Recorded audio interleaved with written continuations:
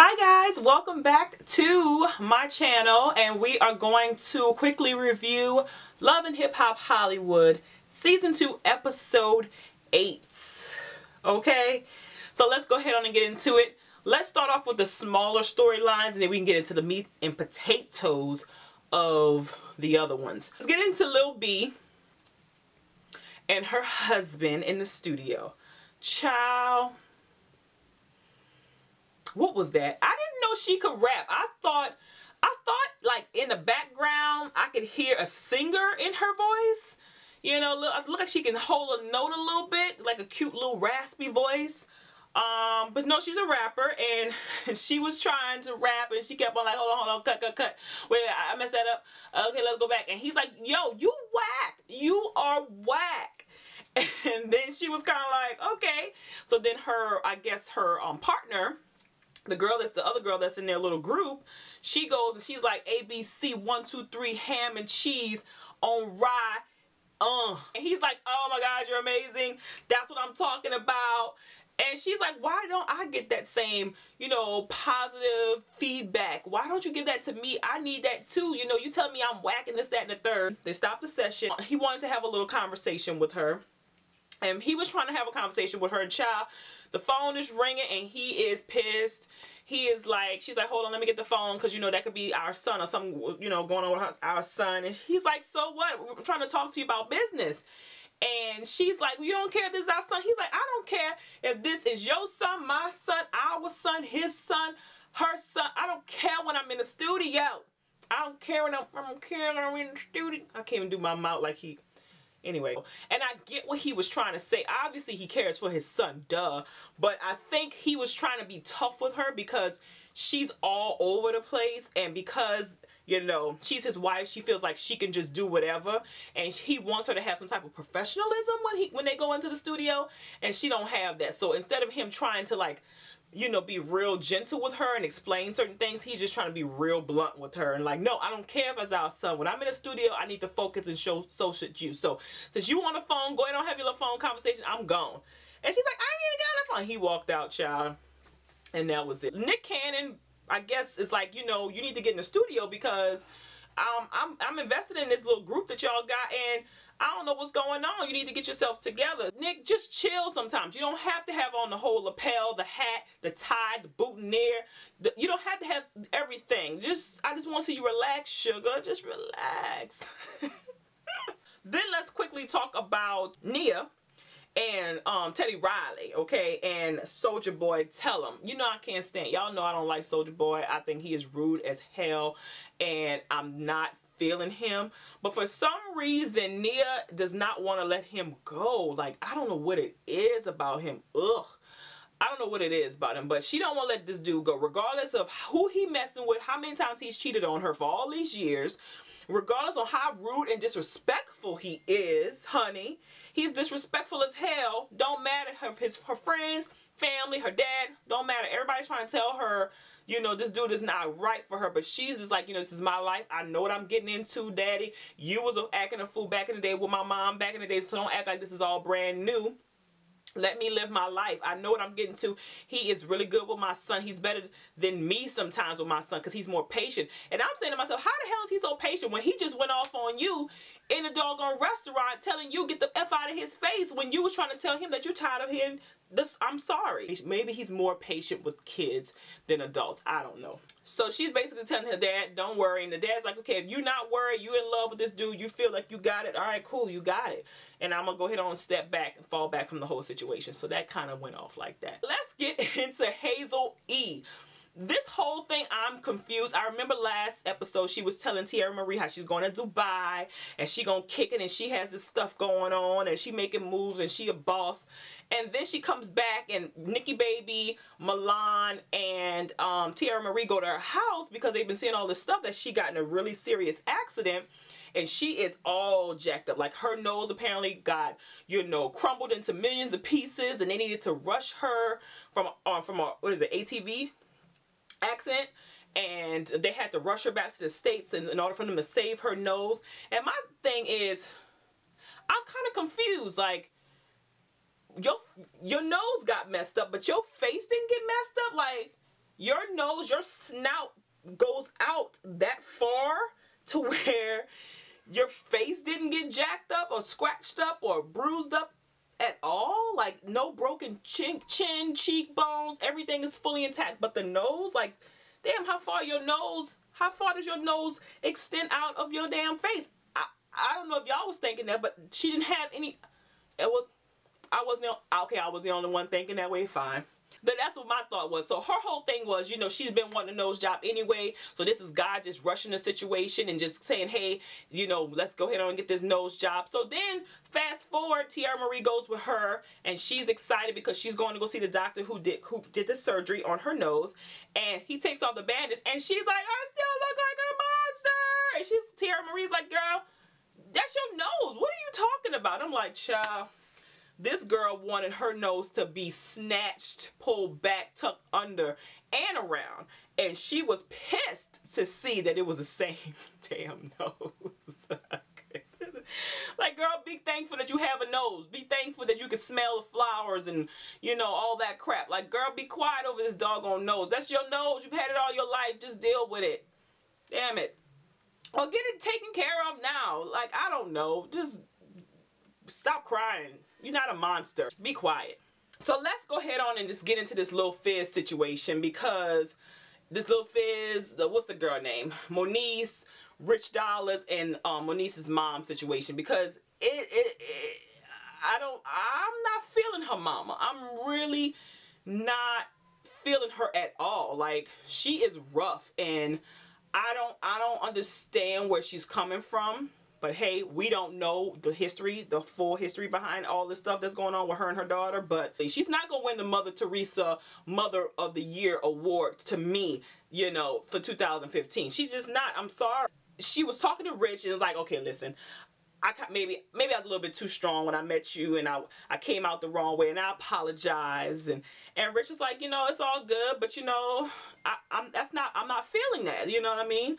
And she's like, well, listen, I don't know if you know what you're really getting into with my daughter, but boom, boom, boom, boom, boom. And I'm just like, damn, that's your daughter. You would want to see her happy. So why are you trying to throw her under the bus? Or why are you trying to sabotage their relationship by telling him all of the negative things that she's ever done in her life? Like, what are you doing? Like, and even he was kind of like, that's not the story you telling me about, you know, Cam and her and Lil Fizz. It's not the same story that I heard. Like, I heard that you was the one that was on Fizz's side and was trying to get her locked up. Not she was going crazy and the police thought this and that she was the aggressor, so they locked her up, or they gave him the full custody, or the, you know, the majority of the custody. But the other way around, you wasn't even supporting her. Like, you was standing on his side when, as her mother, you should have at least had her back. And he was like, I don't know. Then she goes, fast forward, she goes and she meets with Lil Fizz, and I felt so bad, y'all. You know, I don't like Lil Fizz as the single man running around with all these girls and, you know, breaking hearts and all that type of stuff, you know, buying appetizers and shit. I don't like him on that level. But fatherly Fizz, I like. He was trying to talk to her mom. He was trying to talk to her mom and say, you know, she needs support. I don't know what it is, why she's not with Cam. I don't want to fight with her. I just want her to spend time with her son. I can't do this by myself, and I shouldn't be doing this by myself. So I need you to be her support system, to back her up, and to get her where she needs to be as a mother, as a woman, so she can take care of our son with me. And she's like, listen, child, I'm 47 years old, honey. I ain't lived my life, child. You know, I don't got time for all that. But you know what? You're not going to take him away from me. But I can tell you one thing. I told you to go back to court and get 100% sole custody of Cam, so that way you can get her for child support. And I'm just like, boop, boop, like, what mother says that about their, like, what mother says that? Who says that? She basically was telling him, like, you know what? Y'all both ain't giving 100% as parents anyway, so I don't even know what you're talking about. And he was like, whoa, whoa, whoa, whoa, pump your brakes, boo. What the hell are you talking about? And he went in, and he was like, you know, he started crying, and he was just like, you know, I do my best, and I'm always there for my son, and it's hard, and this is that and the third. But she really needs, Monique really needs you as a support system. You really need to support your child. And I feel like that's the best way. If we in this 50-50 and you supposed to be backing her up, you need to be helping her with this situation so that she can be the best mother that she can possibly be. And she's like, you know, you can see she kind of felt bad once she said that. She could tell that she struck a chord with him when she said that, because he started to cry and get so emotional. And my thing with her is she just has no filter. She has no filter. She did the same thing with Rich Dollars, and she had to come back and apologize and take him out to lunch. And then she did the same thing to Fizz just now. And Fizz just said, from this sit down with her, I could really tell that Monique has no support system, and I really feel bad for her. So there's 2 men in Monique's life that's really realizing that her mom is a hot mess. And obviously we see that now too, that her mom is a hot ass mess. Like, I feel bad for her. So then you see him later go and see her while she's rehearsing. And I forget that this girl could really sing. She has a beautiful voice, and she's trying to work on it. She's trying to get her, she's trying to get her vocals on point. And he comes and he basically is telling her the same thing. Like, listen, I need you to be there for Cam. Like, y'all, we need to work together. We need to be positive. We need to be able to coexist and give him what he needs together. And we need to be able to raise our son right, and not, I'm over here, you over here, he barely seeing you, we calling you, not answering the phone. And she's like, I don't know what you're talking about, because, I am there, you're not helping me, and no one cares, nobody cares, you don't care, he don't care, she don't care, they don't care, we don't care. And I'm like, girl, I'm not trying to be, not sensitive to what she's saying, but he's basically like, I got you, I'm here to support you. He said, let me tell you what your mama said. Your mama is a bitch. Like, she literally wants me to take you back to court. You know what we went through in the past. She wants me to take you back there and for me to get full sole custody of our son. Like, she's a mess. And when you was thinking you didn't have no support system for me, you did. Your mama is the one that's causing this drama between us. So they start crying. He's like, I got you, you just need to get some help. We got to figure this out. But I need you in Cam's life. So that kind of went off. And I was so sad. It was a sad little situation. But I really want to give super props to Fizz, because as a father, he is okay. He's on point. Like, as far as what he know his child deserves. He wants his child to have both parents involved. He knows how it feels to not have both parents involved, or not any parents involved.